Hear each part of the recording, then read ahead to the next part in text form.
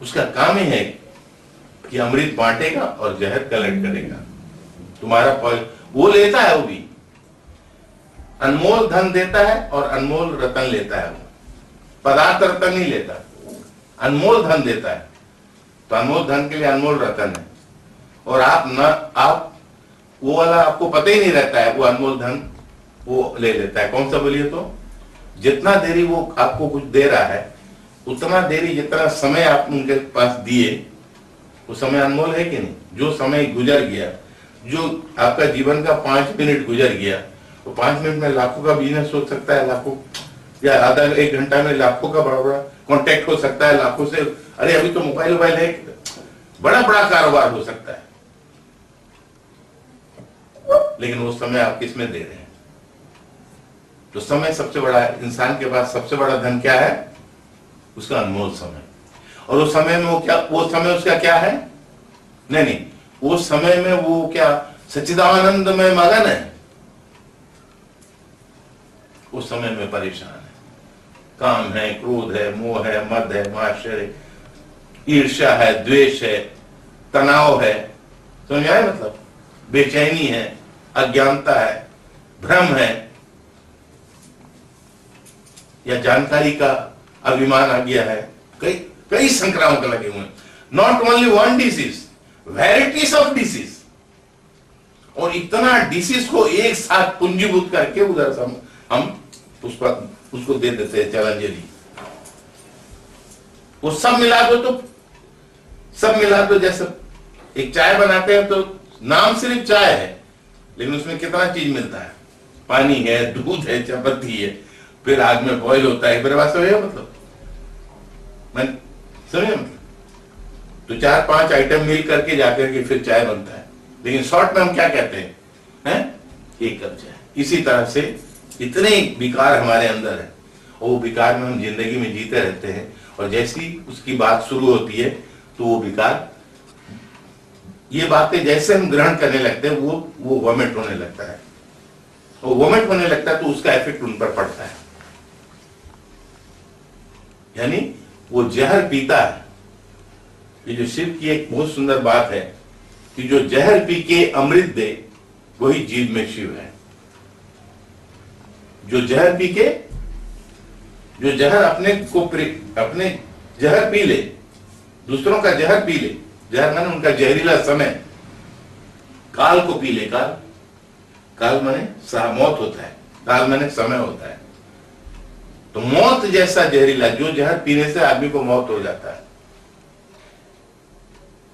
तो जो काल को भक्षण करके महाकाल होके जिया, महाकाल तत्व को जी करके, और जो काल के सीमित में जो गाल में पड़े हुए हैं, उनको भी उस महाकाल का अमृत प्रदान करे, वही सत्संग है। मेरी बात समझ रहा? मतलब रिटर्न में लेता है वो, लेकिन पदार्थ नहीं लेता। पदार्थ नहीं लेता, क्या लेता है? समय लेता है। क्योंकि अनमोल धन अगर जहां हमको लेना होगा तो अनमोल रतन ही देना होगा, उसका रिटर्न में अनमोल देना होगा। और इंसान के पास में अनमोल क्या है? उसका समय है। जो समय गुजर गया, ये समय कितना अनमोल है, जो गुजर गया और आएगा, और वो समय तुम देते हो। तो वो सदगुरु को पता होता है कि जितना तुमने समय मेरे को दिया, तुमने अपना अनमोल, हो सकता है वो जहर भरा है, लेकिन फिर भी अनमोल धन मुझे दिया। तो ये नगद व्यापारी है। सदगुरु क्या है? नगद व्यापारी है। अनमोल लेता है और अनमोल देता है। अनमोल समय का विषाक्त, क्योंकि उसके अंदर वो आदत है जहर को गला लेने का। क्या कहते हैं?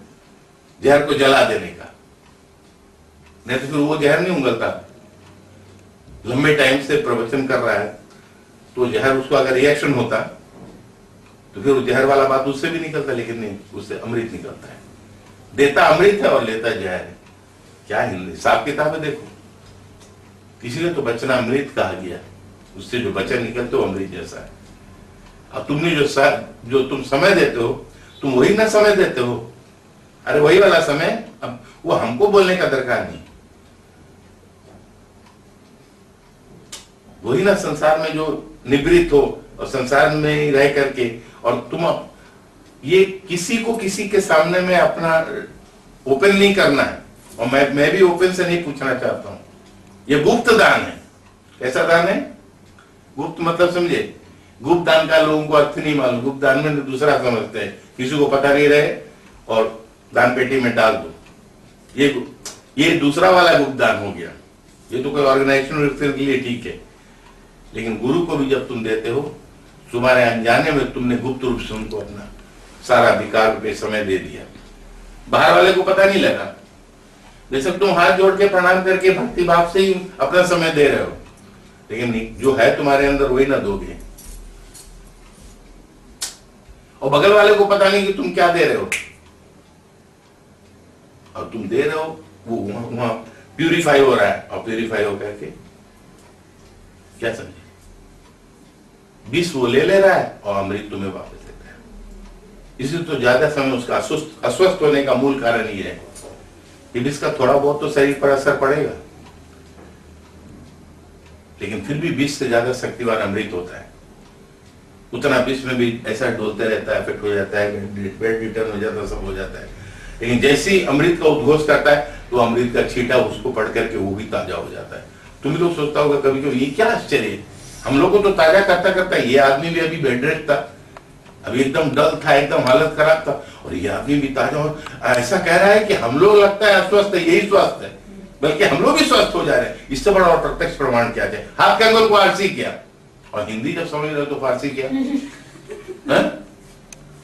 क्या है अब धुन में आगे समझ आया। मतलब जब भी हमारा कोई एक भक्त में एक परिवर्तन आता है, एक व्यक्ति के अंदर प्राणों में श्रद्धा आ जाए, एक व्यक्ति अगर चाह रहा है कि बहुत लोग इससे लाभान्वित हो, कि बहुत पूर्व जन्म का संस्कार होने पर ही ऐसा होता है। पर बात पकड़ना है ना, मतलब आज हम बहुत खुश हैं। एक अर्जुन के माध्यम से तो पूरा गीता हो गया, हमारे पास कई अर्जुन हो गए। क्या समझे? हमारे पास कई अर्जुन